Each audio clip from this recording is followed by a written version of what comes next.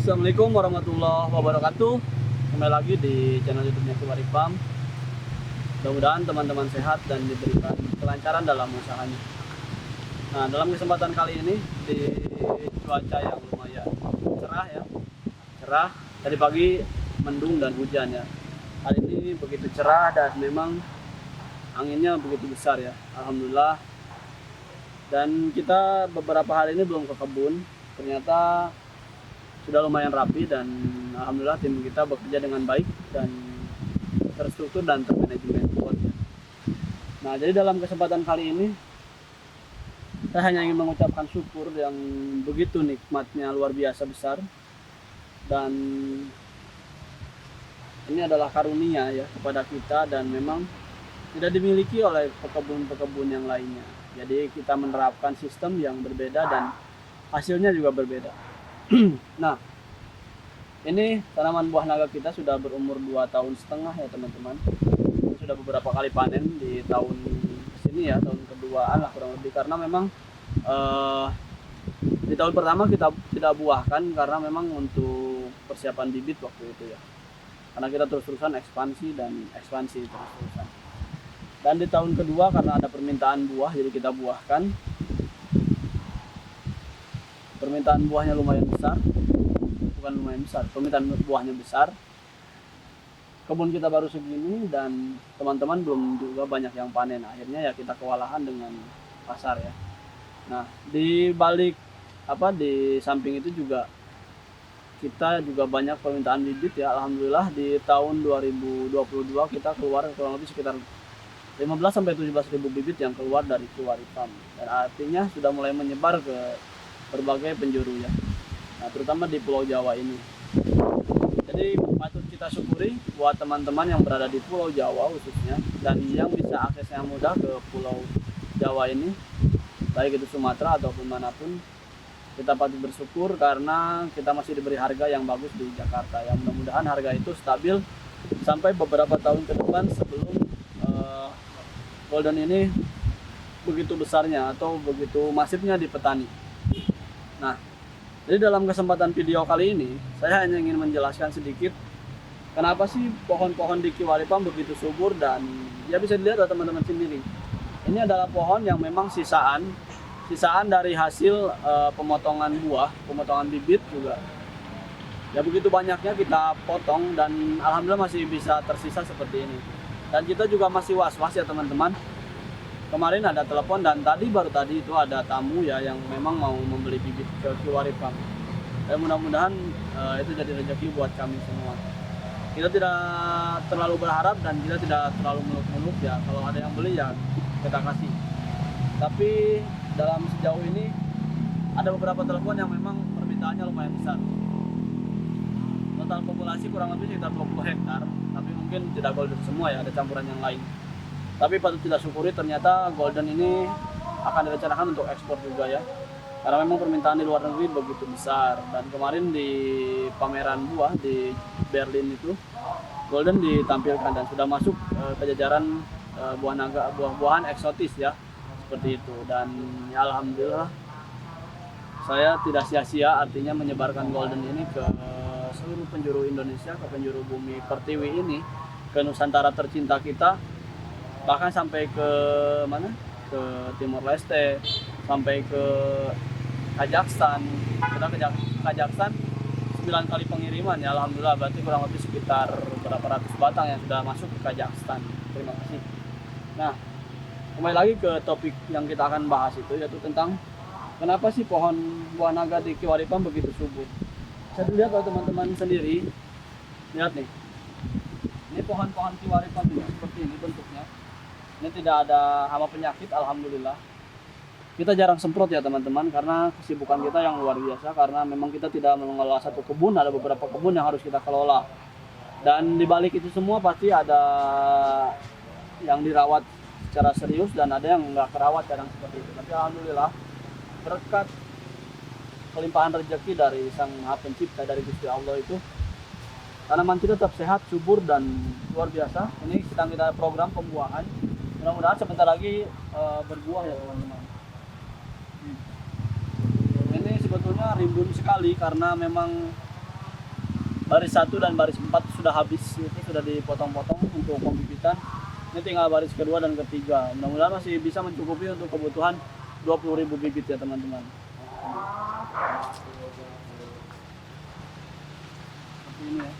Ini tunas-tunas yang agak baru nih, agak muda, mudah-mudahan secepatnya dia bisa mengeluarkan buah ya.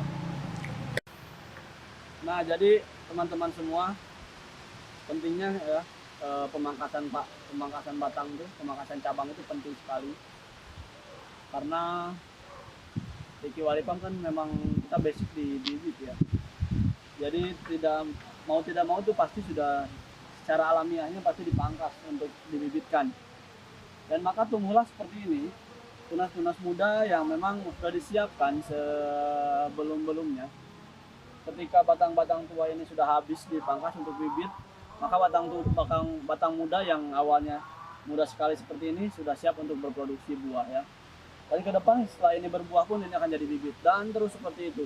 Dan itulah pertanian yang memang selayaknya seperti itu untuk buah naga. Jadi tidak rimbun. Ketika rimbun itu yang dalam itu tidak berbuah ya teman-teman. Yang berbuah itu hanya yang terkena matahari saja. Jadi yang dalam tidak berbuah karena memang tidak terkena matahari seperti itu. Mungkin ada 1-2 tapi tidak banyak. Yang banyak itu tetap yang di depan-depan sini ya teman-teman. Jadi saya ngomongnya agak ke Jawa-Jawaan ya, agak mentok-mentok dikit karena banyak tamu dari Jawa, jadi saya ke bawah Jawa-Jawaan gitu lah, nggak apa-apa lah.